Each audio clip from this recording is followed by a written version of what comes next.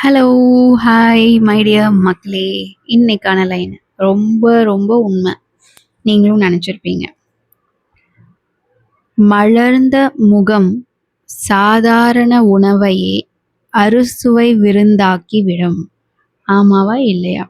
நம்ம எங்கேயோ போவோம், வேல பார்ப்போம், என்ன சாப்பிடுறோன்னு கூட தெரியாது. அதே வீட்டுக்கு வந்து இட்லி பிடிக்கவே பிடிக்கல, உப்புமா பிடிக்கவே பிடிக்காதுன்னா கூட, அம்மா பாசமா வந்து ஊட்டும்போது செம்ம டேஸ்ட்டா இருக்கும்லம்மா? ஆமா தானே! கண்டிப்பா இருக்கும். அந்த அன்பும், அந்த அன்பால மலர்ந்திருக்கக்கூடிய அந்த பாசமும், முகமும் பிடிக்காத விஷயத்த கூட ரசிச்சு சாப்பிட வைக்கும். ரசிச்சு பிடிக்க வைக்கும். அது உண்மையான அன்பு இருந்தால் மட்டுமே முடியும்.